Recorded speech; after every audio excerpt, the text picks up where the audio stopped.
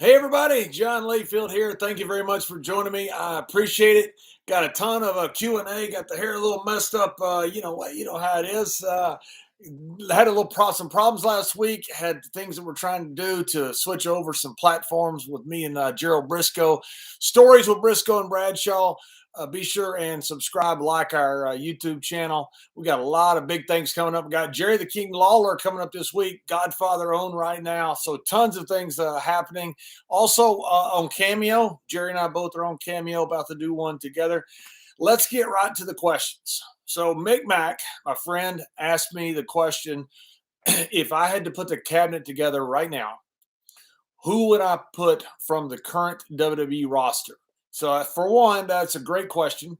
And two, I want you to understand, when you put a cabinet together for groups, you're trying to build people. So some of these people are already main event people.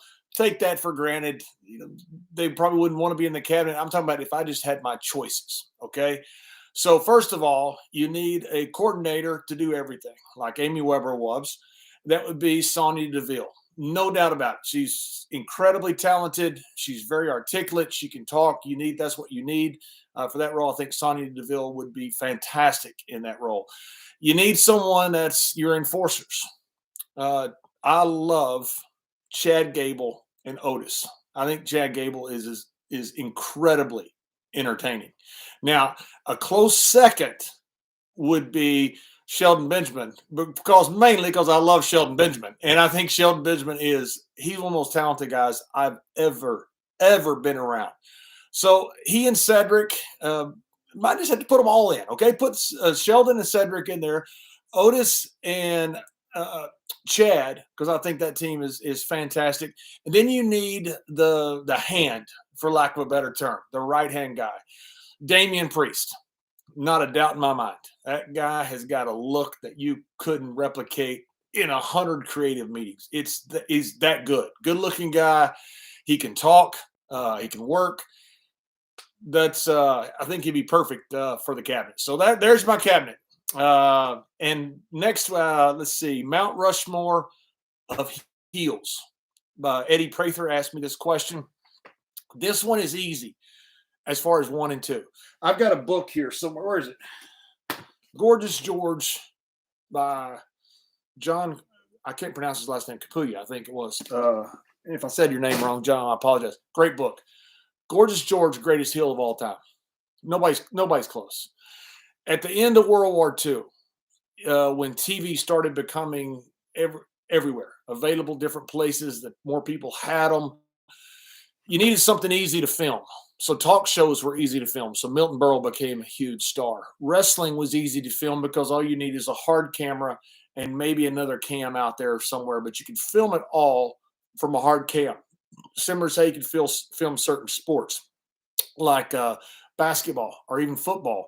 Harder for baseball because you need to be able to move around a lot more. They said that Gorgeous George sold more TV sets than Milton Berle. They called them Georgie sets at one time. That's how big Gorgeous George was. Now, interesting story.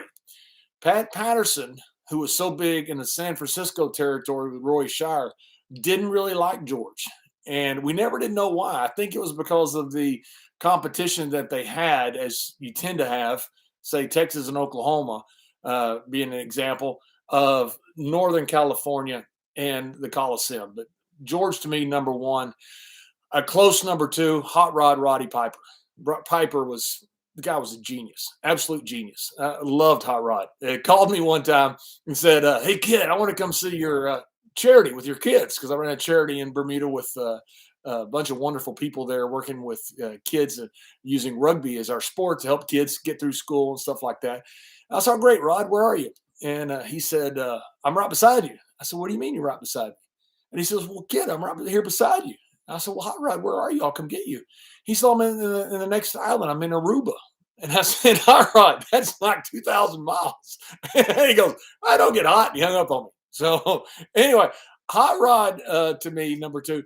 Number 3 and 4, it's somewhere in the list. You always get murky. And like you look at college football this year, you get murky after, say, Georgia. That's where it gets murky for me. I mean, there's so many great heels. It's hard to put 3 and 4 in there. Ted DiBiase was a great heel. Sergeant Slaughter, the Iron Sheik, Stan Hansen. It's been so many incredible heels throughout the years. There's a difference between pure heels and attraction heels. And what I mean by that is, the Freebirds and the Four Horsemen, NWO, they were attractions. Main event guys, Hall of Famers. And maybe it's better than being a pure heel, but there's a slight difference there. That would mean I wouldn't have those guys on the Mount Rushmore. But anyway, hard to get number 3 and 4 in there. Michael Barnes says, have you ever watched Yellowstone? I hear it's fantastic. Have not seen it, but I do plan on watching it. Graham White, out of the APA, if I wasn't in it, who else would be? Look at Ron Simmons. Ron Simmons was part of teams that were both articulate and incredibly intimidating. So you look at Doom, look at Nation Domination, look at the APA. So I don't know who the other guy would be. It had to fit that role. I think somebody like the Godfather would be perfect. He and Ron would have been a great tag team and a very entertaining tag team. Matt Carter asked me the most dangerous crowd that I was in front of. And I was in front of a few. I always stopped off and always thought the Mexican crowd were dangerous. At one point on the border towns, they were behind chicken wire, so they couldn't throw stuff at you. But I don't know if they're really dangerous or they were just very interactive. Well, I had a riot one time in Vienna. I was wrestling Luke Poirier Rambo. Terrific babyface. Great champion over there. Very popular. He came to WWE, stayed there for a while. He was a guy I thought would have been there for 20 years if he'd been maybe a little bit younger. I don't know, but Luke was fantastic and a good person. Coming back out of the ring, we had a bit of a riot, and some guy had pulled a knife and was going to stab me in the back.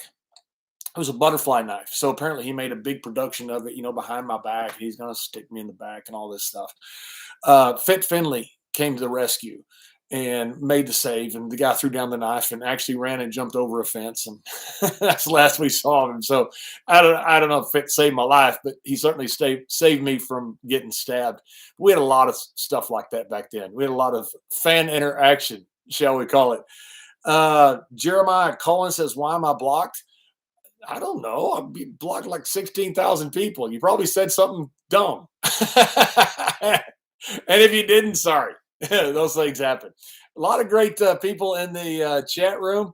Thank you very much for joining. Don't forget to subscribe and like and do all that stuff you're supposed to do. Dr. Sosa asked me about the CWA, working for Otto. That was one of the best times of my life. I mean, I spent 2 years over there in Europe working in Austria and Germany. And I loved every second. I got to work with some of the greatest wrestlers in history, from Tony St. Clair and Dave Taylor and Fit Finley, and some of the greatest characters. Gustl Smeasel was, man, that guy. I can't believe that WCW or WWE didn't take a chance on him. European strongman, judo champion, had charisma that you couldn't teach in a million classes. Some wonderful, wonderful talent over there. Mick McMichael, the referee, Didier Gopp, the heel referee. You talk about a heel. That guy was good. We had some incredible talent over there. So many guys that it was hard to get over there. And once you were there, it was really tough wrestling. But it was one of the greatest times of my life. Question here. Somebody asked me, how was it destroying the Friendly Tap? I was just up in Providence, and I didn't get to go to the Friendly Tap. I understand they still had the same name on it, the Friendly Tap. We destroyed it many times, and Tim White turned it from nanotube televisions to flat screens and LCDs. And Vince, when he got the first bill, said, I didn't know I was building an entire bar. But that's what happened. Lindsay asked, do I still have heat with Tully Blanchard? No, I don't think so. We shook hands. I had heat with Tully from an old event. Tully doesn't even remember it from what I've seen stories. I thought was disrespectful to me, and I carried stupidly a lot of anger toward Tully for years. And I saw him for the first time at WWE, and I just exploded. And it was unprofessional. It shouldn't have happened. It shouldn't have happened there. I should have just pulled Tully aside, because no matter whether you're mad at him or not, he's a legend, and he's one of the four horsemen, one of the greatest of all time. What a worker, man! Tully was a real true heel. When I mention heels, that's one of the ones that was one of the great ones. And I should have just pulled him aside and said, "Hey, this is what happened." And he didn't even remember it. It wasn't a big deal to him, and it was to me. And it's one of those things where you let stuff fester, and it builds up over the years. But I handled it completely wrong, and for that, told Tully later I was sorry for the whole thing, and I am, because I shouldn't have handled that way. I should have just pulled him aside and talked to him, and we shook hands, and later we shook hands, but didn't have to go through all that first. So as far as current heat, I don't think so. I certainly don't have any heat toward him. A lot of respect for Tully Blanchard. Let's see. Gary Hart, asked by Brian J. Jack. Gary Hart, I got to room with Gary down in South Texas, where somebody was trying to run territory down there. And I roomed with Gary, and what a pleasant experience. It was. Gary was so smart. I follow him this thing on whatever it's on Twitter with Gary Hart Says or something like that. His old promos. That man was a genius and could talk. One of the greatest managers of all time, way before his years. Let's see. Dave McClay asked me, is Conrad really a billionaire? Yeah, he's the Tony Stark of our era. He's a comma separates him and Gerald Brisco and I, and he's trying to push us out of business. So is Conrad a billionaire? Yeah, he's Tony Stark combined with Elon Musk. He's worth a fortune, and he's trying to take over the world. And me and Brisco are the only ones with pitchforks and lanterns storming the castle, trying to take billionaire Connie down. We're not afraid. We're fighting for you. That's right. We're fighting for you. The whole world against billionaire Connie. Let's see. Rob asked me a great question. Is it easier to compliment Oklahoma, billionaire Connie having to drive his Benz between his wings of his estate, or Bruce on his black belt and his karate Hall of Fames that Bruce is in? That's a great question. I can't compliment any of them. So it's a draw. They all got last. Let's see. Rich Brody asked me if I tagged with Stan, who would I want my opponents to be? That's easy, man. Doc Gordy, the Brisco brothers, the Funk brothers, the Steiners. The Steiners were ungodly back in their heyday. Those guys were. Everybody tried to emulate them. The suplexes they were doing, the matches they were having. I mean, those guys were unbelievable. Let's see some more questions here. I got some from Facebook. NWA title. I won the NWA North American title from Kevin Von Erich in the Sportatorium, and held it until Greg Valentine beat me somewhere. I'm not sure where, but that was. I was also asked the question, and I'm not sure where it was on the chat, about whether Von Erich's really that over. No, they were over more than that. Those guys were the hottest thing to ever hit Texas. Now, once you mix them with the Freebirds, they both just took off. But the Von Erichs were, man, they were everything. Wrestling Kevin was a dream come true for me. He was a hero of mine. And it was, when I stood there, I remember just kind of thinking, it was like the first time with The Undertaker in the live Raw after WrestleMania, when I'm sitting there thinking, I'm not sure I know what I'm doing. But I sure am glad I'm here. I also got a question on some stock stuff. People have asked me, do I still like Pfizer? Yes, I like Pfizer. I recommended it when it was in the low 30s. It's in the high 40s now. Pfizer's got the vaccine that's going to bring the world out of a pandemic, along with some other companies, but they've also got that new antiviral pill that you take when you first have COVID symptoms that reduces hospitalizations by 89%. Pfizer, to me, at a 3% yield and this $48 stock with a forward multiple of half of what the rest of the stocks are in the S&P, are a lot of them.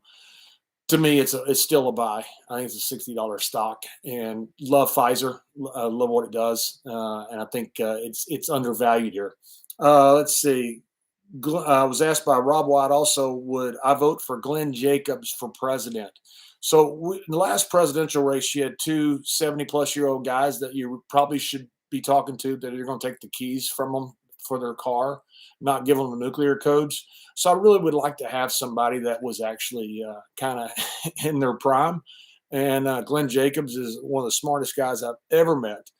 And I think Glenn's going to would be a great president. I think Glenn would be great at anything he does. He's that smart. Um, let's see. Michelle Bradley asked me about collections that I have besides what I have behind me. Yeah, penny collection. I've collected pennies, wheat pennies from 1909 to 1959. Collected that wheat pennies for years. Let's see. Sarah Dunworth asked me, was I ever embarrassed in the ring? You hadn't seen the videos? Yeah, I was coming down the ramp. I was doing the little shuffle that I stole from Deion Sanders, which I don't do nearly as well as Deion Sanders, obviously, but that's part of that's part of JBL. And Stu, the camera guy, was behind me filming up close, just horsing around. Accidentally bumped me right when I was in mid step, goes tumbling down the ramp. So yeah, they had one of the guys that came out. They named him Trip Tripp Bradshaw after that. And then there was the time when I was going to save King in the ring, Jerry Lawler in the ring, not King in the ring.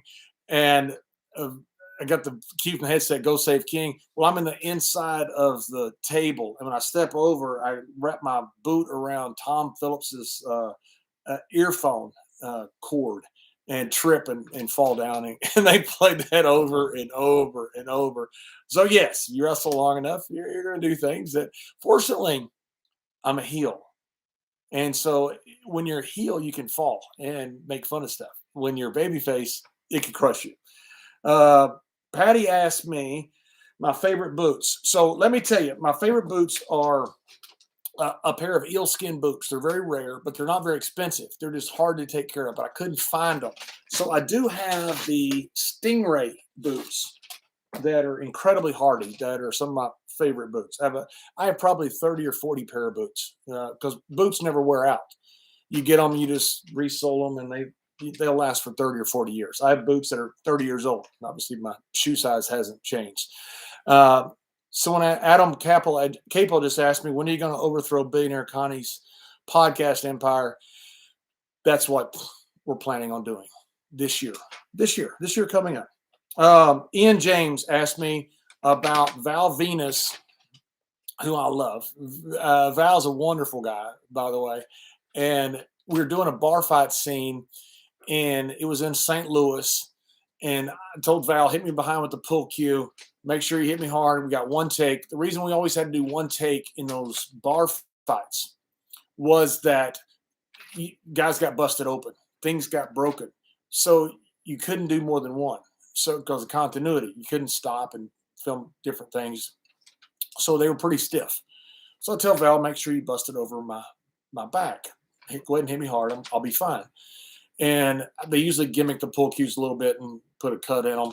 One time, I think it was Edge. Had the wrong one or had it backward. It almost KO'd me. I threw Bull Buchanan through the wrong wall one time. So, those things happen.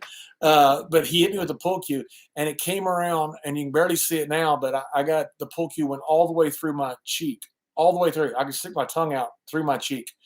And when he hit me, I thought he knocked out all my teeth. Thank God it was higher, or it would have knocked out all my teeth because it broke, sticks in my cheek, goes through it. I take a bump through a table. I know I'm covered in blood because I can see red all over my face. So I grabbed the cameraman by the ankle to let him go out on me. But he had the scene where he's shooting this way, and none of it got caught on camera. None. So I'm busted open, blood everywhere. None of it made camera. I go back to St. Louis. They have a plastic surgeon waiting for me in the dressing room, sew my cheek back up, and I go out for the last match because that was taped earlier. By the time I get sewed up, go out and wrestled or ran in or something on the last match. So yes, Val Venus, I got this huge scar, but not his fault. And there was never a receipt because Val didn't mean it. It was a good guy, and I'm the one that told him to hit me hard. So if it's anybody's fault, that it's me. Let's see. Linda Fan asked me, said, did you enjoy more big opponents or small opponents? And, it's tough to say because I enjoyed selling the big opponents, but I also enjoyed the Chihuahua mindset of a small opponent. Where you're the big bad guy and you're beating them up, and all of a sudden they start firing back on you, and you outweigh them by 60 or 70 pounds, and all of a sudden you're begging off. It's just a great visual to be able to see that. And to me, I loved working with guys like Ray. Eddie was a pretty big guy. He's 230 pounds probably, but he's still a lot smaller than me. So, guys like, and Shawn Michaels, I got to wrestle later. I wish I'd wrestled him more younger, but I wasn't a top guy, so I wasn't in the running to wrestle him. I liked both because there's a different way to go about both. And it's just fun to have that little bitty guy that fires up and you beg off when you're outweigh them by 70 pounds. It's just great being a chicken shit heel. Let's see, more questions. Anyway, guys, I want to say thank you for joining me. I appreciate it. Thank you for all the questions. Don't forget to like, subscribe, all that crap you do, and on Cameo. And don't forget, we are taking over Billionaire Connie's empire. We are going to ruin Billionaire Connie. That's what Mr. Brisco and I are going to do. Hey, thanks for joining me, guys. Have a great day.